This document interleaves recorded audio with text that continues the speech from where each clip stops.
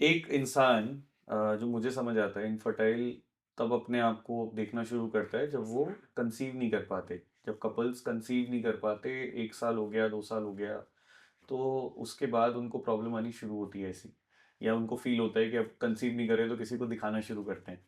तो उसमें क्या क्या फैक्टर्स उनको, मतलब क्या चीज़ें होती हैं जिसके बेसिस पे लगता है कि नहीं अब तो हम इनफर्टाइल हैं, मतलब व्हाट आर देयर प्रॉब्लम्स।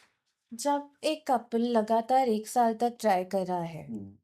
सारी चीज़ें प्रिकॉशंस ले मतलब सारी चीज़ें मॉनिटर करके, अपना फर्टाइल पीरियड मॉनिटर करके, हम्म। अपने सारे हार्मोनल बैलेंसेस या फॉलिकुलर स्टडी सब कुछ बैलेंस हम्म। करके ये लगातार 1 साल तक ट्राई कर रहा है और वो कंसीव नहीं कर पा रहा है, hmm. Then it is considered under infertility. Okay. अब इनफर्टिलिटी भी 2 तरीके की हो सकती है। हम्म।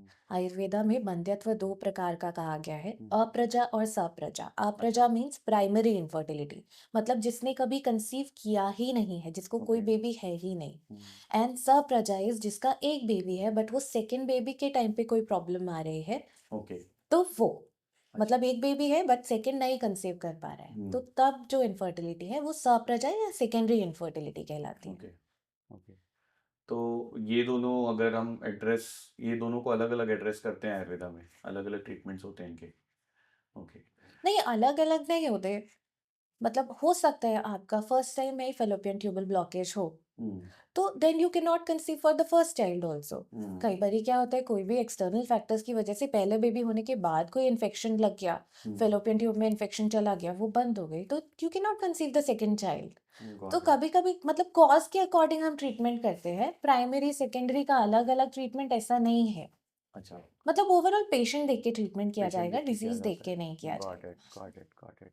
एंड जनरली ये जो एज होती है, व्हेन इज द एज जब लड़कियां मोस्ट फर्टाइल होती हैं टू कंसीव?